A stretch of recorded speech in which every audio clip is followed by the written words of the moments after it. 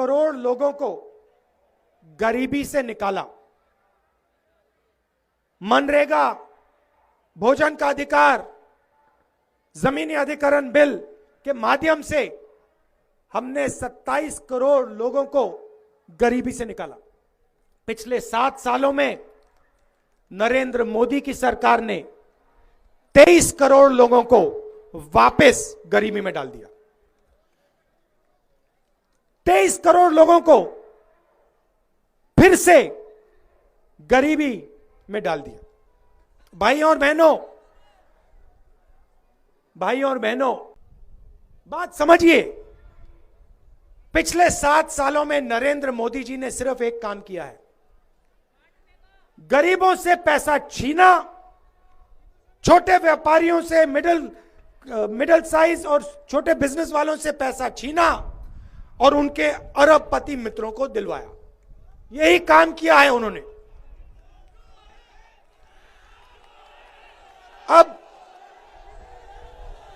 अब देखिए, तो पूरा का पूरा धन आपके जेब में से निकालकर अरबपतियों को दिया। अब दूसरी बात देखिए, दुनिया में इंटरनेशनल मार्केट में हमारे समय पेट्रोल का दाम, तेल का दाम $140 प्रति बैरल हुआ करता था। भाइयों और बहनों, इंटरनेशनल मार्केट में पेट्रोल और डीजल का दाम कम हुआ है, मगर हिंदुस्तान में पेट्रोल और डीजल का दाम बढ़ता जा रहा है। आपके जेब में से पैसा निकाला जा रहा है। जब आप पेट्रोल पंप में जाते हो, आपके जेब में से पैसा निकलता है और सीधा हिंदुस्तान के 2-3 अरबपतियों के जेब में चला जाता है, डायरेक्ट ट्रांसफर। उत्तराखंड में कांग्रेस पार्टी ने निर्णय लिया है।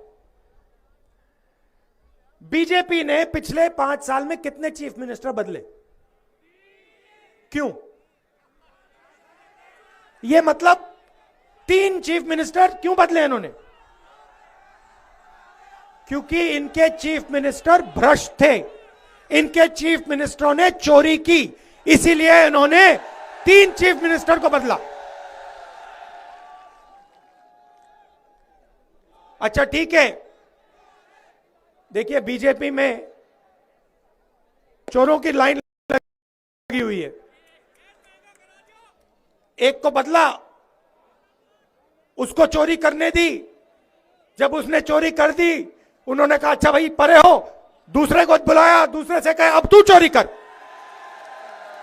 और फिर जब उसने चोरी की, उसको हटाया, कहा तू हट जा, अब तू चोरी कर।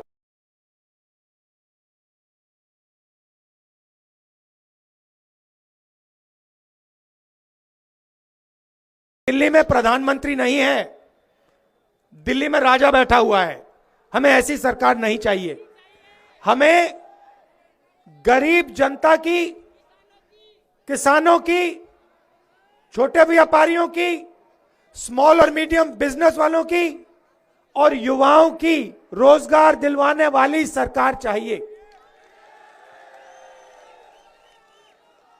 यहां पे गन्ना किसान है,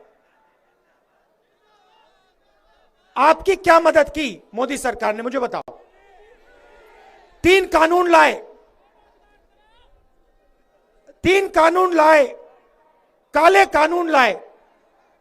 जैसे इनके चीफ मिनिस्टरों ने चोरी की, वैसे ही 3 कानून के माध्यम से वो आपसे चोरी करना चाहते थे।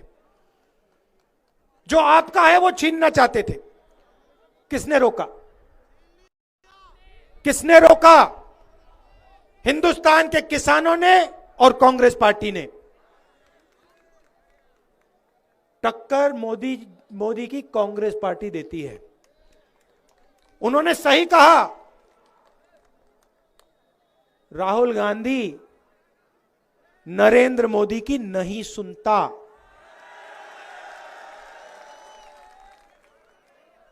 वो नरेंद्र मोदी जी सोचते हैं कि सबको उनसे डर लगता है। सोचते हैं कि ईडी सीबीआई से मैं किसी को भी दबा दूं। मुझे नरेंद्र मोदी से डर नहीं लगता, उल्टा मुझे हंसी आती है उनके अहंकार को देखकर। मुझे हंसी आती है। देश से कहते हैं पिछले 70 सालों में कुछ नहीं हुआ। नरेंद्र मोदी जी के आने से पहले कहते हैं कुछ नहीं हुआ। ठीक है, तो हिंदुस्तान के किसान ने, मजदूर ने, इंडस्ट्रियलिस्ट ने, छोटे व्यापारियों ने 70 साल में कुछ नहीं किया। वो बस चुप बैठे थे। ये सड़कें जो बनी ये जादू से बन गई, ये फैक्ट्रियां जो बनी ये जादू से बन गई,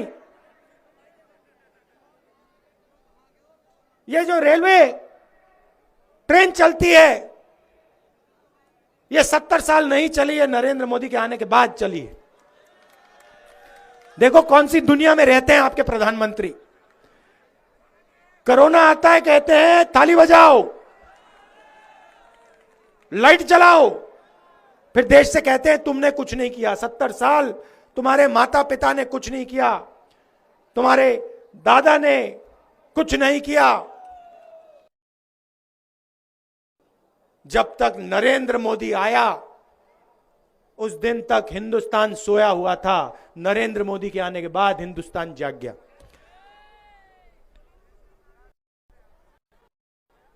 तो हमने आपसे मैनिफेस्टो में अलग अलग वायदे किए हैं, मगर हमारे मेन वायदे 4 हैं।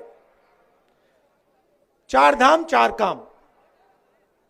पहला काम, हम 2 करोड़ युवाओं को साल में रोजगार नहीं दे सकते। मैं आपको सीधा बोल देता हूं, ये नहीं कर सकते, ये झूठ है। मगर 4 लाख युवाओं को उत्तराखंड में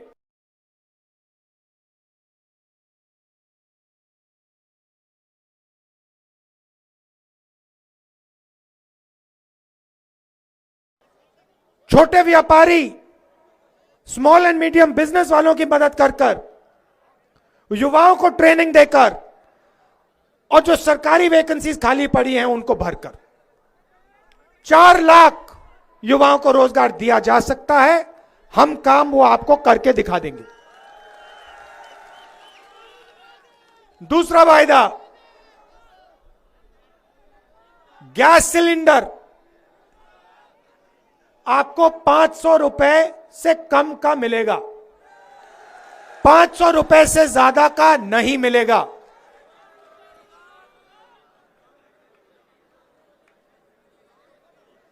हम एक नया आइडिया लाए हैं। मैंने 2 हिंदुस्तान की बात की।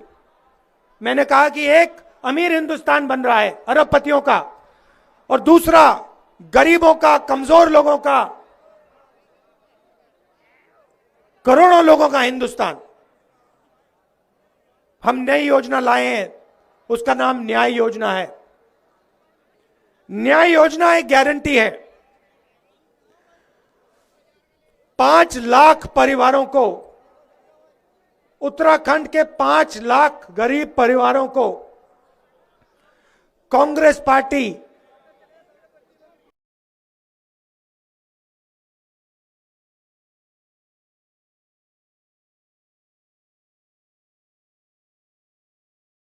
हिंदुस्तान चाहते हैं, और इसीलिए न्याय योजना के माध्यम से हम उत्तराखंड में गरीबी को हमेशा के लिए मिटा देंगे। 5 लाख परिवारों को हर साल हम 40,000 रुपए बैंक अकाउंट में दिलवा देंगे। और आखिरी वायदा, कोरोना के समय आपको चारों ओर दौड़ना पड़ा, कहीं गैस सिलेंडर ढूंढने के लिए, कहीं अस्पताल, कहीं दवाइयां। ऐसा उत्तराखंड हमें नहीं चाहिए। हमारा चौथा वायदा, स्वास्थ्य को हम आपके दरवाजे तक ले आएंगे।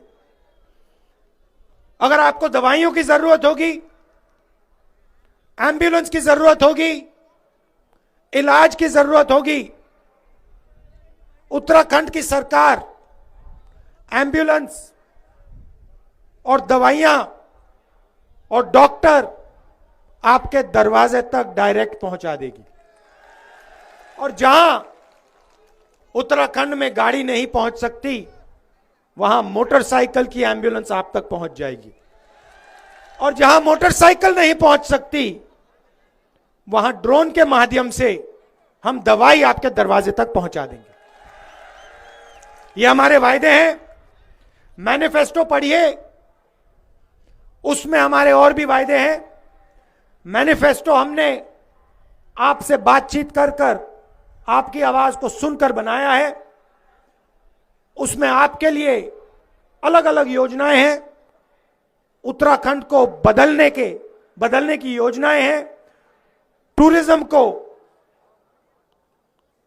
आगे बढ़ाने की योजनाएं हैं।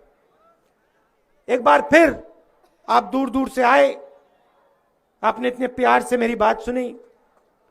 काजी जी, आपने मुझे इधर का स्वादिष्ट गुड़ खिलाया। मैं चाहता था गन्ना किसानों की तरफ से है ये आप गन्ना आमतौर से मैं ये नहीं करता हूं, मगर काजी जी जो हैं इनको मैं अच्छी तरह जानता हूं। मैं जानता हूं कि बोलने की भी जरूरत नहीं है, आप इनको जिताओगे, ये मुझे मालूम है, आप इनको जिताओगे। मगर मैं आपको कहना चाहता हूं कि काजी निजामुद्दीन जो है ईमानदार